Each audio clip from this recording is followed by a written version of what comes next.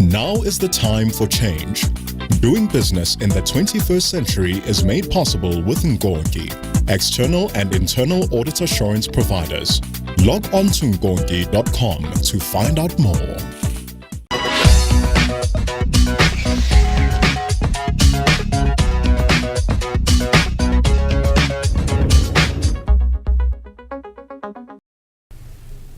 Over the past 12 programs of Doing Business in the 21st Century, we've covered a range of topical issues, from ethical taxation to the role of boards to integrated reporting and integrated thinking. In this, our final program of the series, we answer questions arising from the topics we've covered. I'm Leigh Robertson, with me is Mervyn King, and our special guest today is Sindi Zilwa, Chief Executive of Nkonki Incorporated. We've received a number of questions about non-executive directors. So I want to start with a really fundamental one. What is the role, Mervyn, of a non-exec director on a board? Well, first of all, the appellation non-executive director is business jargon, because the Companies Act doesn't recognize the difference between non-executive, independent, non-executive. Director is a director. And every director has the same duties and responsibilities. One usually sees, when there's a corporate failure, that the executive directors get held to be culpable and the non-executive directors not. So people think that an NED has a lower level of responsibility. That is not so. Every director has the same duty and responsibility. But the non-executive director comes in not being at the workplace every day, not being at the coalface of the operations and the functioning of the company. And therefore the theory of not seeing the wood for the trees applies. Yeah. And he or she should be a skilled person, fulfilling a skill needed by the company, for example, a quantity surveyor in a construction company. And he or she should have had experience as a director or as an executive of a company. Okay, I'm going to interrupt you there because I want to get into detail about the skills that a non-exec should have. Sindi, what is your view? I know you're a non-exec director on a number of different companies. What do you see your role as? I think the role is very wide, and trying to describe it becomes very difficult. But I think if you want to narrow it down, for me it starts with the knowledge of the issues that have to be dealt with. I think it is the role of every non-executive director to make sure that they have got the knowledge of the issues. Secondly, they must be able to apply their independent mind and be objective, because if they lose that, then their role will not be fulfilled. I think the other most important thing is to make sure that as an NED, as Mervyn is saying, like any other director, the interests of the company must actually come first.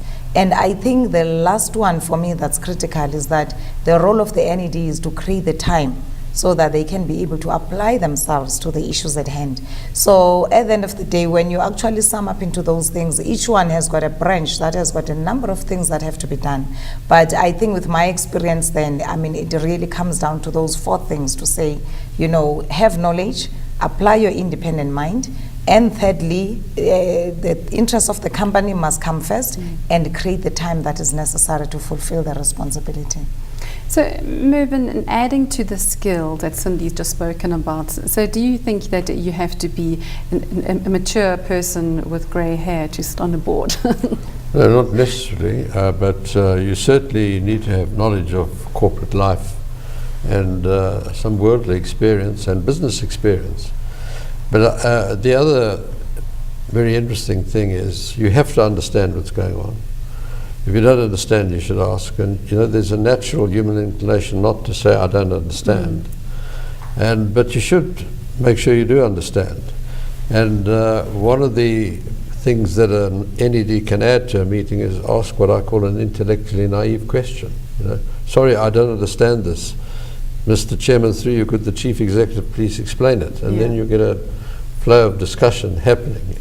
And it makes management think as well. And you have to be brave enough to do that, to say, I don't understand, so that you don't look stupid among your peers. You always say, Mervyn, that the board should have a kaleidoscope of skills. So is it okay for each non-exec to have a particular skill But saying that, they still need to, I mean, if you're a director of an insurance company, you have to understand what's going on. Absolutely. So a board should identify the skills needed around the boardroom table. The board can recommend to shareholders. I'll go back to my example, a construction company. Let's say the board believes if they had a quantity surveyor, it will help them make better business judgment calls.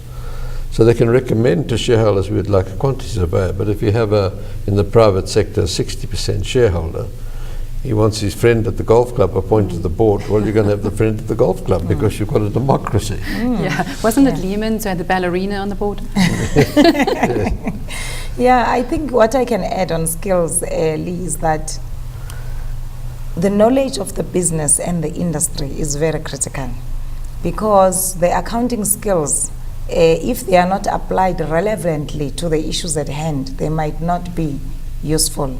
Same thing with the legal skills or any other skills that are actually coming in.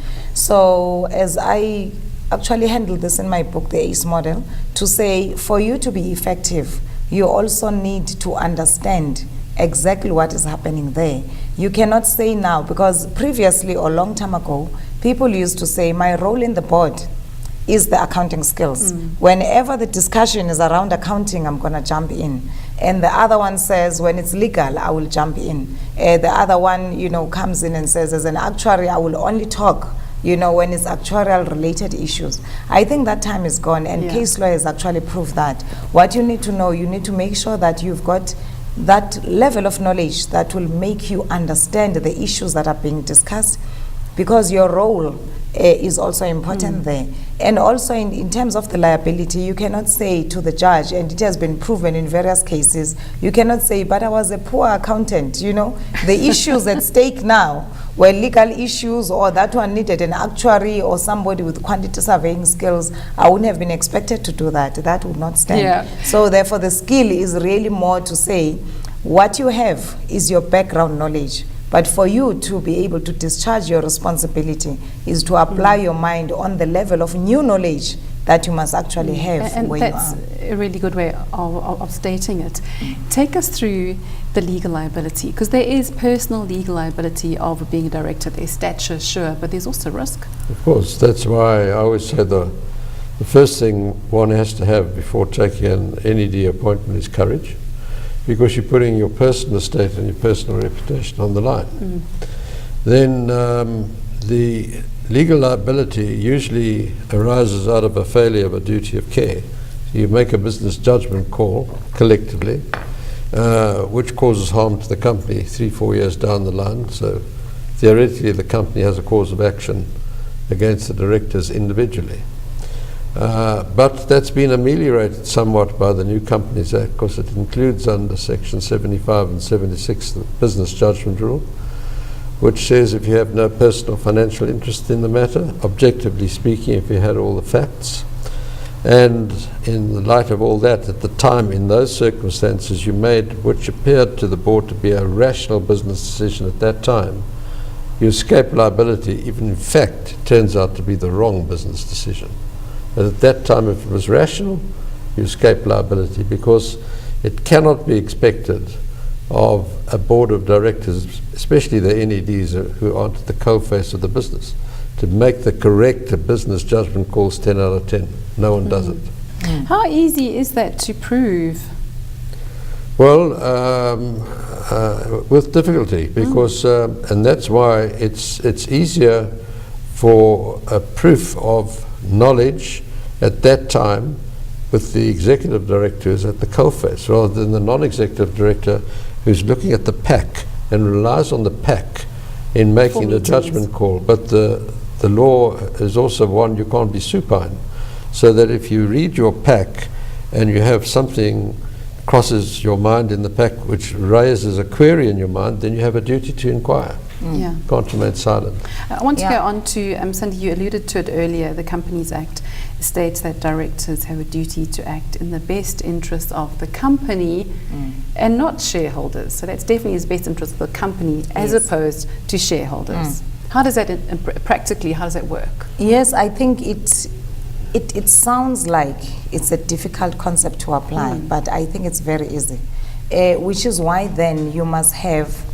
the courage, as Mervyn is saying, and the ability to apply yourself independently of what everyone else would like to have and focus on what the company deserves to have.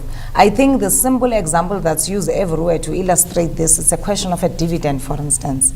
Shareholders, every shareholder would love a dividend, and if the company is not in a position to do that without jeopardizing its ability to sustain itself in the medium to long term, then as a director, your mind must be there, irrespective of the people around. And it could be the same thing with the stakeholders, for instance, negotiations with the various stakeholders that are actually critical. What they want might be reasonable and whatever, but when it comes to the circumstances of the company, it might not be the best decision. And therefore, that becomes your compass to know what is it that will make me pass my role of protecting the interest of this company at heart, the growth of this company at heart, and its sustainability into the near future. Because the decisions that the boards of directors make do not have an impact today or tomorrow. They can actually have an impact in the next 10 years, in the next 20 years, or in the next 3 years. And which goes back to the earlier discussion you had about, as a director, when it comes to legal liability, you cannot be expected to know everything. But there is a very clear line between negligence and diligence. I think in whatever you do, if you make sure that you have been diligent, that will be very easy to prove. Negligence is also very easy to prove, because there are people who might actually take decisions very negligently, and that will actually catch up with them. And also in applying yourself and going through the pack, there is a concept of validation and contextualization, which I also unpack in the book ACE Model. Because whatever you hear, you must not be reliant on the information that's just in front of you. So that you can say 10 years later, but this is the paper I was given, I was supposed to agree.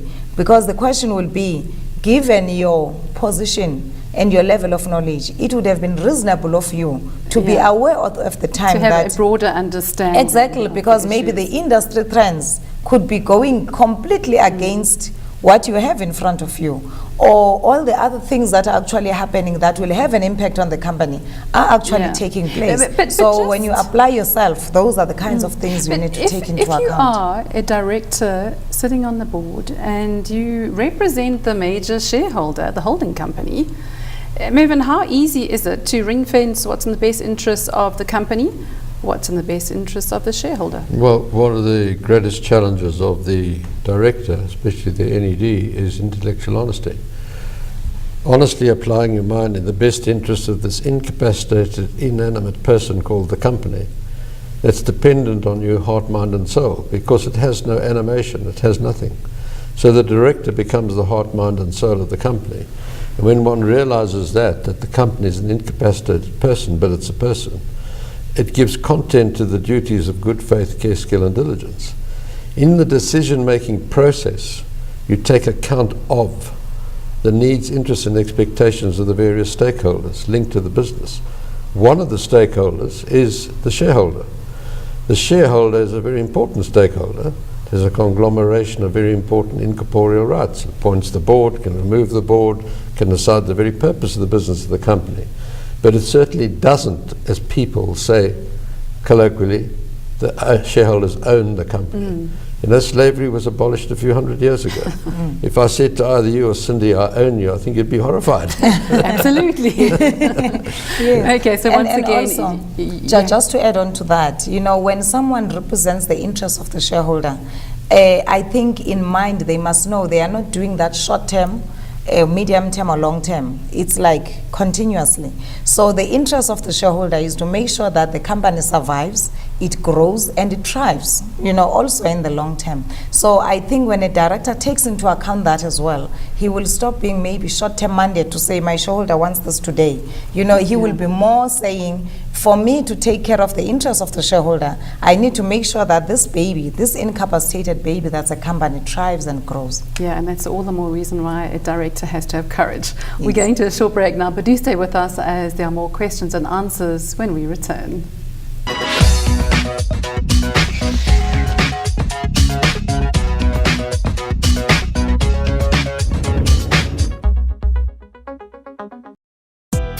Nkonki has the professional capacity to deliver on your external and internal audit assurance requirements. Visit nkonki.com for